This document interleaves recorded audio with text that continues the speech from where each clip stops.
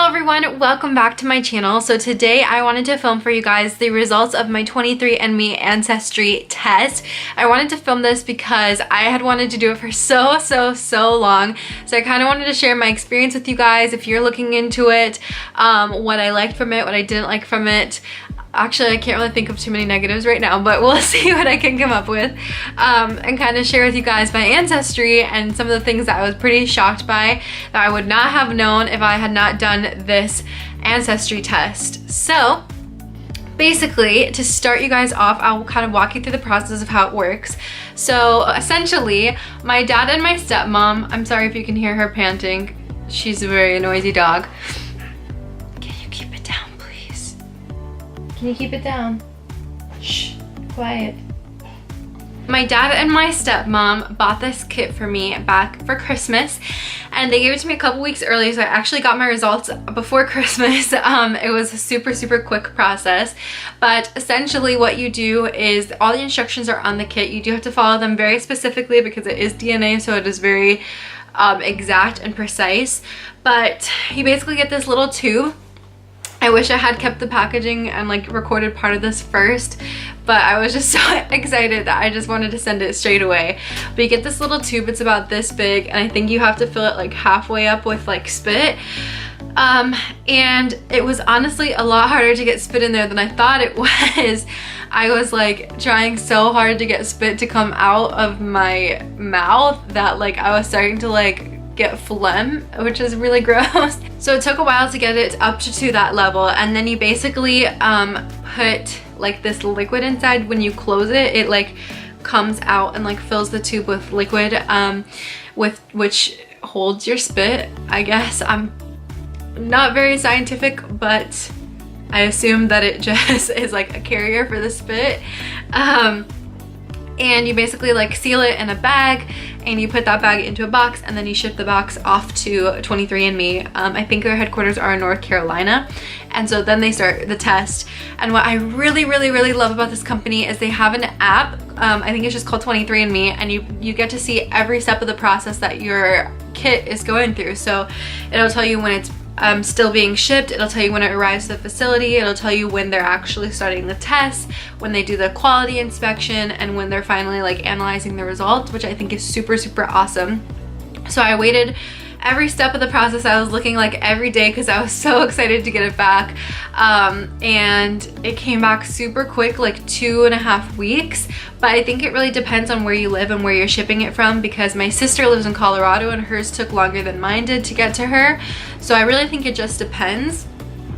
But when I did get my results, I was super excited, and they have it very well organized. I'm going to show you on my phone in a second, to where you'll see your results, and then you can see all of your relatives, and then you can pair your parents as well and find your maternal Haplogroup and then your paternal Haplogroup, which is basically like tracing your ancestry back to a single ancestor. And everybody's is a little bit different. Like some people obviously share the same Haplogroup, but there are a lot of different combinations of Haplogroups. So basically, if you are a female, because you have 2 X chromosomes, the only haplogroup that you will know is going to be your maternal haplogroup, because we only have 2 X chromosomes, whereas any males who will be doing the test have an X and a Y, so they will know both their maternal haplogroup and their paternal haplogroup. You still get your full ancestry results. You still will always know your maternal haplogroup if you're a woman. But if you want to find out your paternal haplogroup, you do have to have your father or a brother send in their DNA test as well, so you can get that Y chromosome haplogroup results. But yeah, I think it's pretty awesome. I think it was super fun, and I guess with that, let's talk about my results. Let me say first, before I did this test at all I knew was that my dad and both of his parents were from Cuba.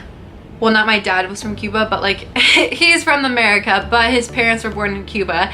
And then my mom, all I knew about her ancestry was that my grandma on my mom's side, her family was from Finland, and that my mom's dad, he wasn't really sure. He knew that we had some like UK in us, but he didn't know like which part of the UK, and that was basically all I knew. So I kind of went in this a little bit blindly, but anyway, here are my results.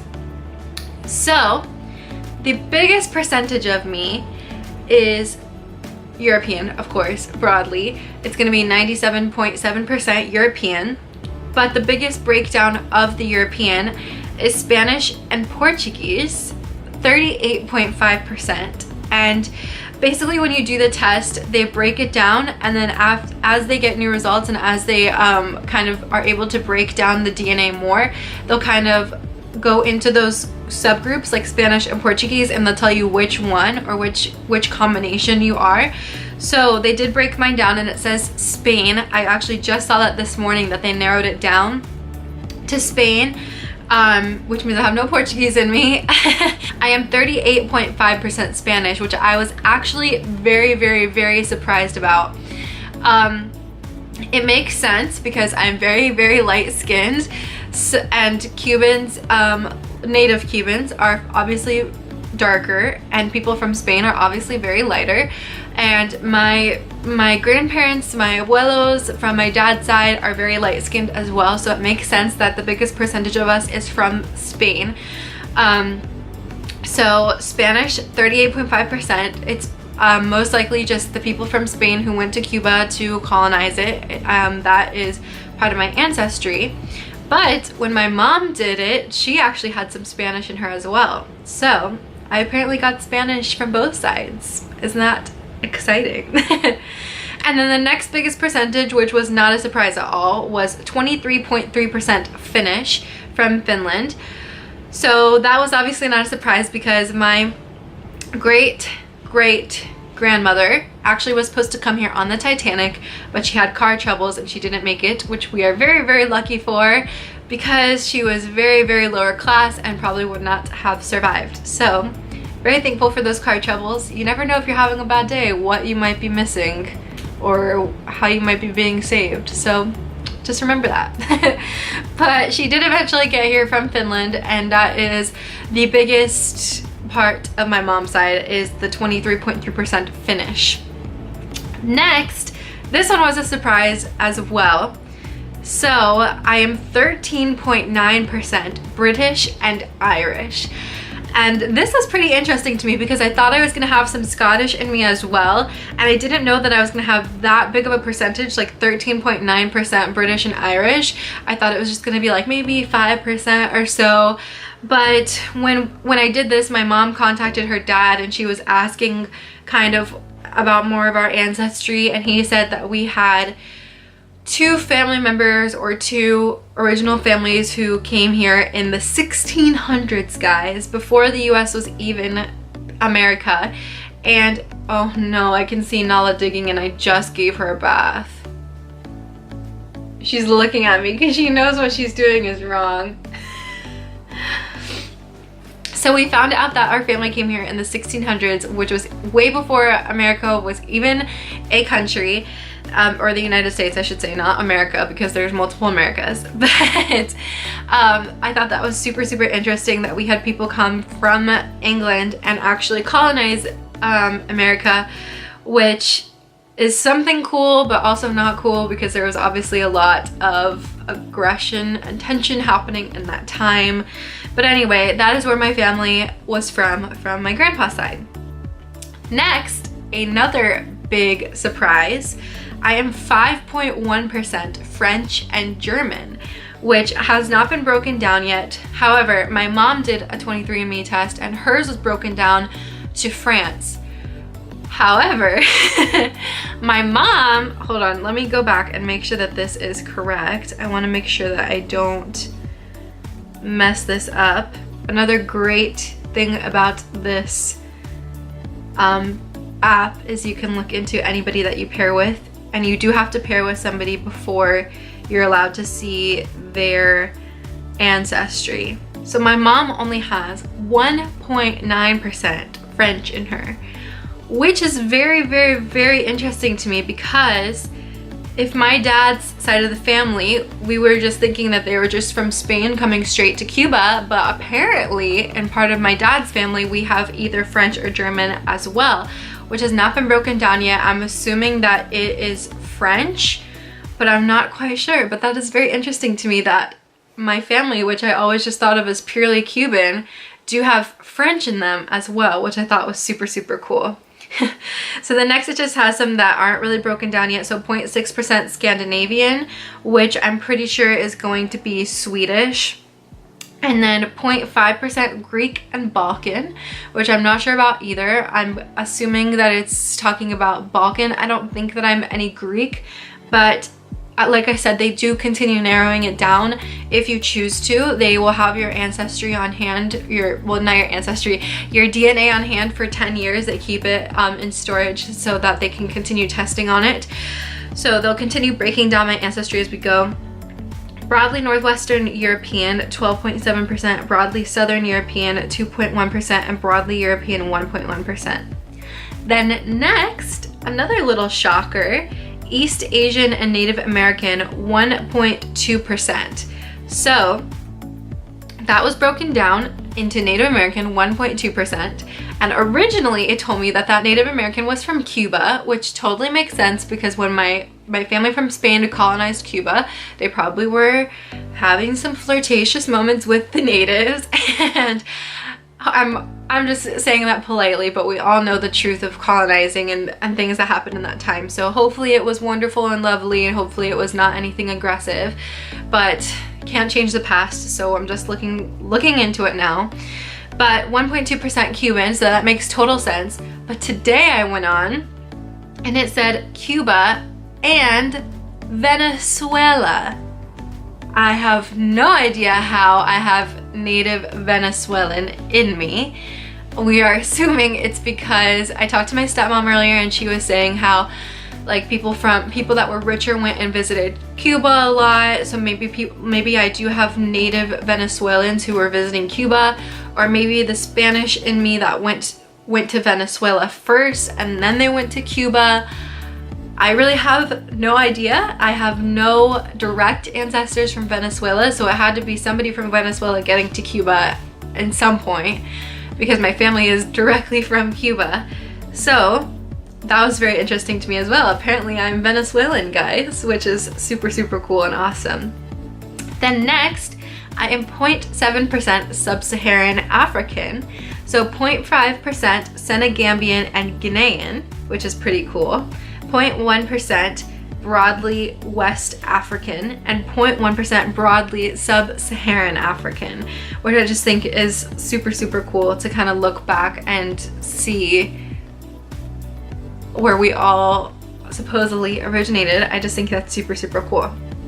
And then the last one, which is kind of cool, I'm 0.3% North African and Arabian. So I'm technically 0.3% an Arab, like Princess Jasmine. Do I look like it, guys? And then it just says 0.1% unassigned, so I don't know if I will ever find out what that 0.1% is, but regardless, I'm really happy with my results and I think it's super, super cool. So next, my maternal haplogroup is U5 B1 B2, and it says, as our ancestors ventured out of Eastern Africa, they branched off in diverse groups that crossed and recrossed the globe over tens of thousands of years. Some of their migrations can be traced through haplogroups, families of lineages that descend from a common ancestor. Your maternal haplogroup can reveal the path followed by the women of your maternal line. So it basically gives some examples, but for mine specifically, U5B1B, so without the 2, it says that this maternal line stems from a branch of U called U5B1B. The members of U5B1B trace their maternal lines back to a woman who lived 8,500 years ago, likely in southern Europe. Since branching off, haplogroup U5B1B has become ensconced in the genetic heritage of two widely separated and distinctive ethnic groups, the Berbers of northern Africa and the Sami or Lapps of northern Finland, which makes sense because my family is from Finland. It says, not long after the haplogroup appeared, women carrying U5B1b crossed the Mediterranean Sea from either Spain or Italy into northern Africa, where their descendants can now be found in Morocco among the indigenous Berbers and their descendants. A separate migration carried U5B1b to Eastern Europe and then northward into Eastern Scandinavia by about 6,000 years ago. And then it goes directly U5B1b2. So that says it traces it back to a woman who lived approximately 2,000 years ago, which is about 80 generations ago. So it says, as researchers and citizen scientists discover more about your haplogroup, new details may be added to the story of your maternal line. And it says that today you share your haplogroup with all the maternal line descendants of the common ancestor of U5B1b2, including 23andMe customers. So it says 1 in 1,300 people share your haplogroup assignment. So that's super, super cool. And then it tells me my group is common among the Sami. I'm hoping I'm saying that correctly, which are from Finland. And look, he's herding a little reindeer. Super cute. And it says 50% of the population of the Sami are from a branch of the U5B1b group, and it's virtually absent in neighboring populations, which suggests that marriages between Sami women and men outside the group have been extremely rare.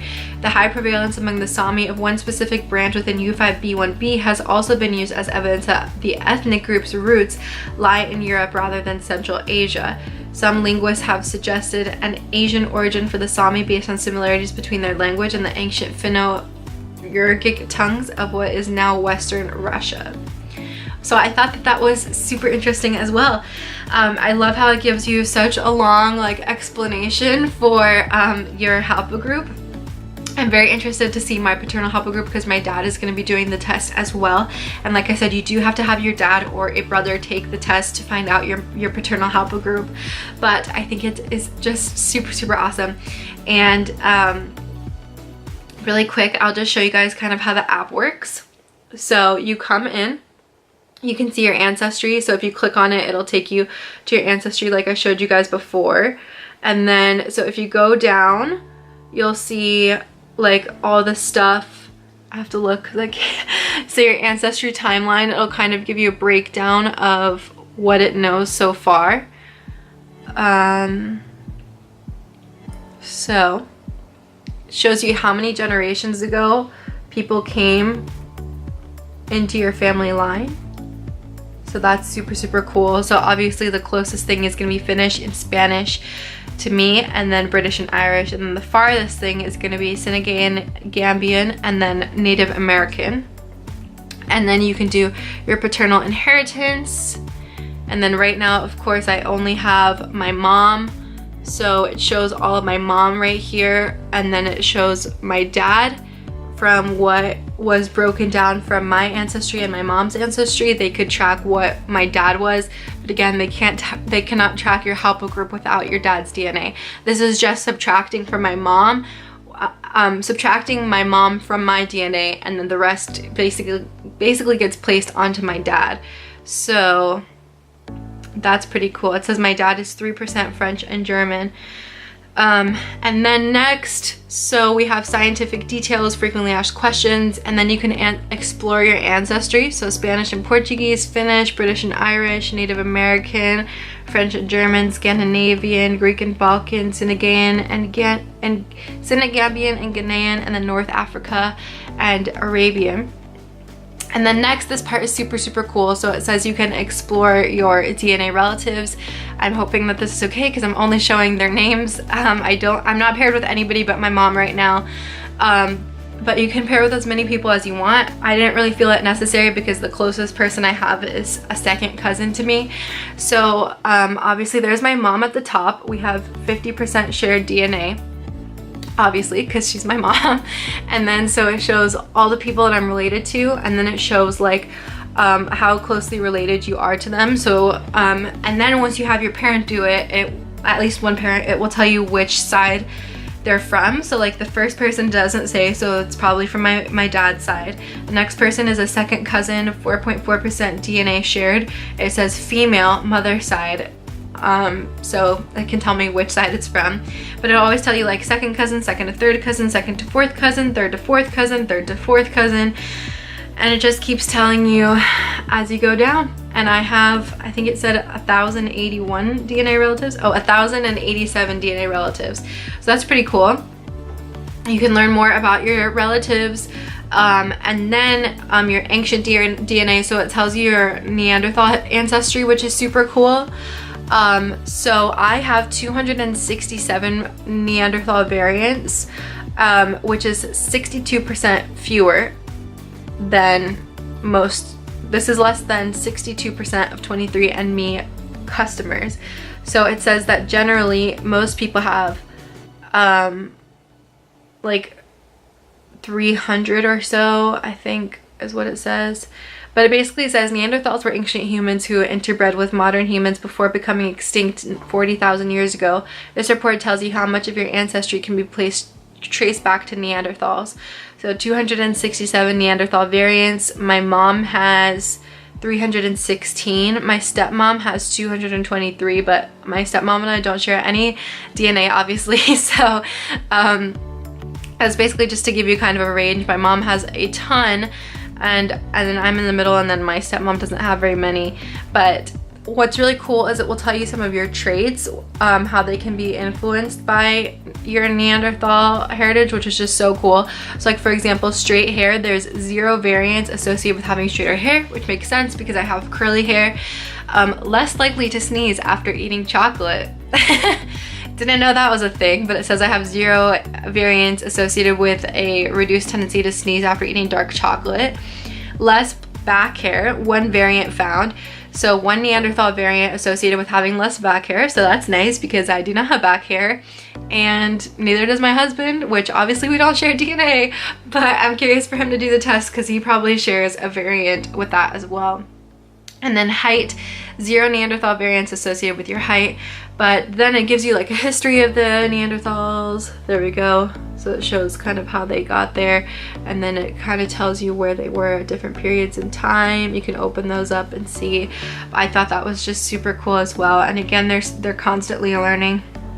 And then you go down to your paternal haplogroup and your maternal haplogroup, which I just talked about a few minutes ago. So obviously I don't have my paternal haplogroup linked, but I'm going to have it soon because my dad is doing it. And then I have my maternal haplogroup, which is from my mom. So it tells you my haplogroup and then the map, and then it gives you like all this information. So anyway, that's basically it. I'll show you this real quick is research. So I have answered 396 questions. I think it's super cool because it shows you like all of these questions that may be influenced by genetics, like who likes cilantro, who consumes caffeine.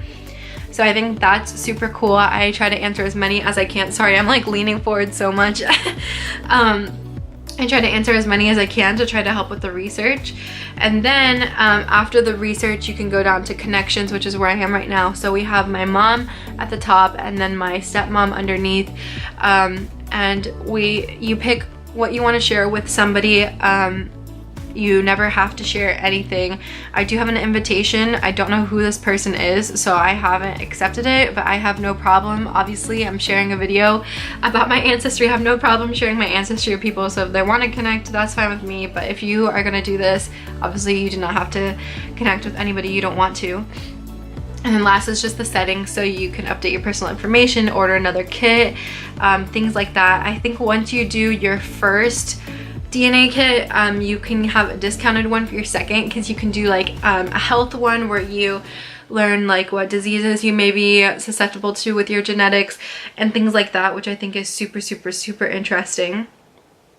And yeah, that's essentially it for this video. I hope that you guys enjoyed. I hope I didn't bore you to death by talking so much about my ancestry, but I am really excited. I'm really happy that I did it. I'm really thankful my dad and my stepmom paid for it, because I was like, one day I'll be able to afford it, one day I'll do it. And I think for Black Friday it was discounted to like $60. It's typically like $100 or something like that. So if you're interested, You could definitely check out those deals. There might be like some Groupons as well. And that was my experience with 23andMe. I would love to do an Ancestry one just to see like the difference between Ancestry.com and 23andMe. But that's basically it. I really hope that you guys enjoyed this video. Thank you so much for watching. On Thursday, I have a vlog about me going to an estate sale, which was so fun and so awesome, and I really hope that you guys enjoy it. And I will see you on Thursday with that vlog. Bye! Come on. Come on. Come on. Good girl. Lay down. Lay down. Nala. Nala. Lay down. I guess Nala's just gonna hang out in the back of my video for the rest of this.